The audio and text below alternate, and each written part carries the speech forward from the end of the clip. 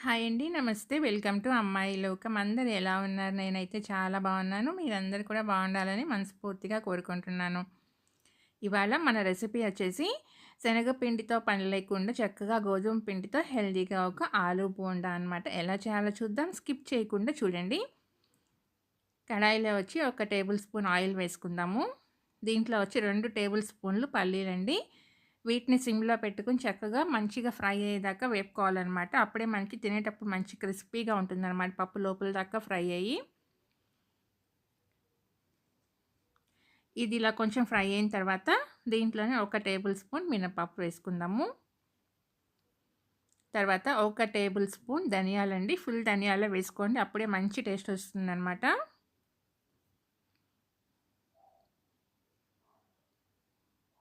ఇప్పుడు ఒక పావు టేబుల్ స్పూన్ ఆవాలు.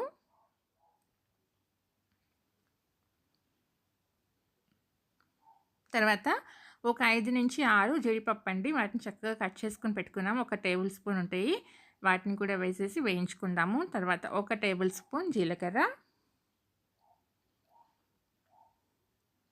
మనకి పప్పులన్నీ మంచిగా ఫ్రై అయిపోయినాయండి. ఇప్పుడు వచ్చేసి ఒక పెద్ద ఉల్లిపాయ, ఒక పచ్చిమిర్చిని సన్నగా తరిగి పెట్టుకున్నాము. దాన్ని వేసేసుకొని ఫ్రై చేసుకుందామండి.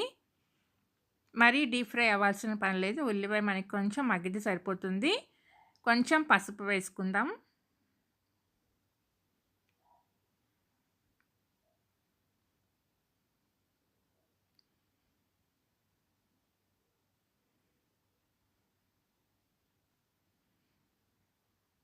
ఇప్పుడు దీంట్లో వచ్చేసి ఒక పెద్ద బంగాళదుంప అండి. దాన్ని మనం చక్కగా ఉడకబెట్టుకొని తురిమేసి పెట్టుకున్నామన్నమాట చీజ్ గ్రేటర్‌తో. అప్పుడే మనకి మంచిగా ఫైన్‌గా వస్తుంది. దాన్ని వేసేసుకుందాము. వేసేసి మనం దీన్ని మంచిగా సిమ్‌లో పెట్టుకొని ఫ్రై చేసుకోవాలండి. ఎక్కడ నీరు కానీ ఏమి లేకుండా అప్పుడే మనకి బోండా అనేది చక్కగా వస్తుందన్నమాట ఆలు బోండా వేసుకునేటప్పుడు.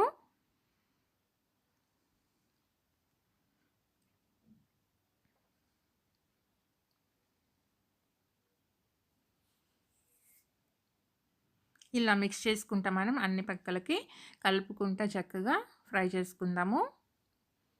అప్పుడే మనకి చెమ్మ గానీ ఏదన్నా ఉన్నా గానీ దాంట్లో కొంచెం మాయిశ్చర్ ఉన్నా గానీ మొత్తం పోతుందండి. ఇప్పుడు ఇలా ఫ్రై అయిపోయిన తర్వాత దీంట్లో ఒక టేబుల్ స్పూన్ మనం దంచి పెట్టుకున్న అల్లం వెల్లుల్లి వేసేసుకుందాము. ఇలా వేసుకొని చూడండి టేస్ట్ చాలా బావుంటుందండి. ముందు ఆయిల్‌లో వేసి ఫ్రై చేసుకునే దానికంటే కూడా ఇలా కొంచెం మనకి ఫ్రై అయిన తర్వాత వేసుకున్నారనుకోండి ఫ్లేవర్ చాలా బాగా వస్తుందనమాట. ఒకసారి మీరు ట్రై చేసి చూడండి.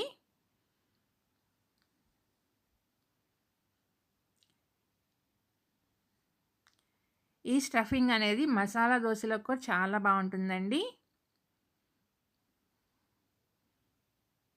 ఇప్పుడొచ్చేసి రుచికి సరిపడినంత ఉప్పు వేసుకుందాము.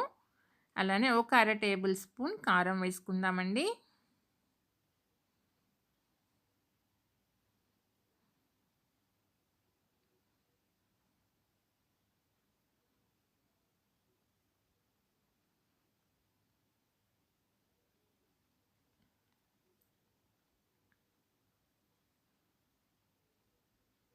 లాస్ట్‌లో కొంచెం కరివేపాకు వేసుకుందాము. కరివేపాకు ఫ్రెష్‌గా ఉన్నది వేసుకోండి మీ దగ్గర. నా దగ్గర ఫ్రెష్‌గా లేదు. అందుకని నేను ఇది మంచిగా వాష్ చేసి ఎండపెట్టుకున్నదేనండి. అది వేసేసుకున్నాను. కొంచెం తరిగిన కొత్తిమీర వేసుకుందాము. అంతేనండి. ఒకసారి మంచిగా మిక్స్ చేసేసుకొని స్టవ్ అయితే ఆఫ్ చేసేసుకుందాం.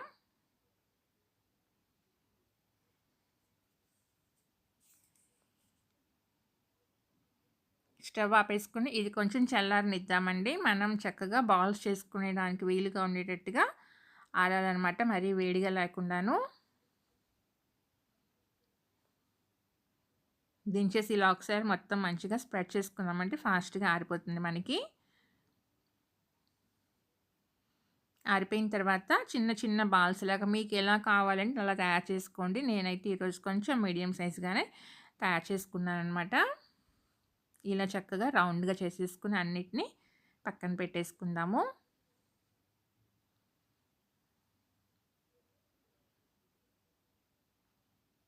అన్నీ రెడీ అయిపోయిన తర్వాత పక్కన పెట్టుకొని మనం దీనికి చక్కగా పైపూత రెడీ చేసుకుందామండి. ఇప్పుడు ఒక మిక్సింగ్ బౌల్‌లో అర కప్ వచ్చి గోధుమ పిండి తీసుకున్నాము. తర్వాత పావు కప్ వచ్చి బియ్యపిండి అండి. మనకి మంచి క్రిస్పీగా వస్తుందనమాట బియ్యపిండి వేసుకోవటం వల్ల. విస్కర్‌తో మంచిగా మిక్స్ చేసుకున్న తర్వాత రుచికి సరిపడినంత ఉప్పు వేసుకుందాము.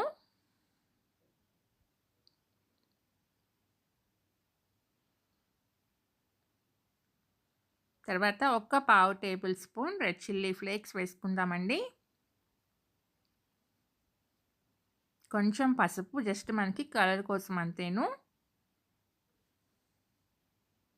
ఒక అర టేబుల్ స్పూన్ వాము వేసుకుందాము. ఇవన్నీ మిక్స్ చేసేసుకుని కొంచెం కొంచెంగా నీళ్ళు యాడ్ చేసుకుంటా మనం. పిండొచ్చి మరీ జారుగా కాకుండా, అలానే మరీ గట్టిగా కాకుండా మనకి బోండా వేసుకునే కన్సిస్టెన్సీకి మనం మిక్స్ చేసుకుందామండి. నాకైతే 1.25 కప్పు నీళ్ళైతే పట్టినాయండి.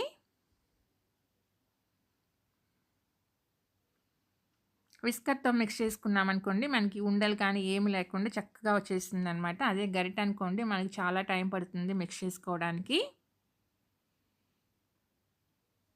చూడండి కన్సిస్టెన్సీ ఇలా ఉంటే సరిపోతుంది. ఇప్పుడు దీంట్లో తరిగిన కొత్తిమీర వేసుకుందాము.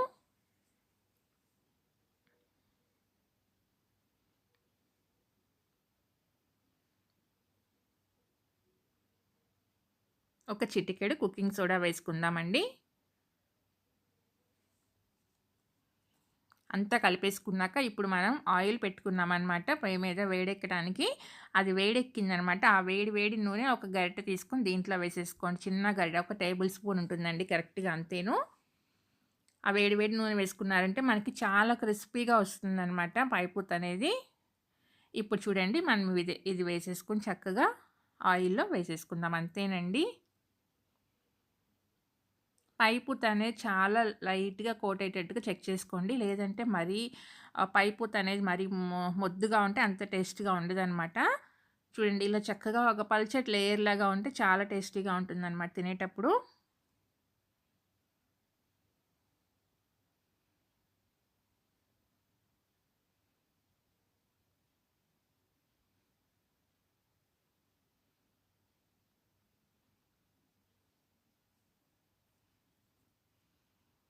శనగపిండి అంటే పడని వాళ్ళు ఇలా చక్కగా ఆలు బోండాని గోధుమ పిండిలో వేసి క్రిస్పీగా తయారు చేసుకొని తినండి. చాలా టేస్టీగా ఉంటుంది. చూసారు కదా పైపూత ఎంత క్రిస్పీగా వచ్చిందో.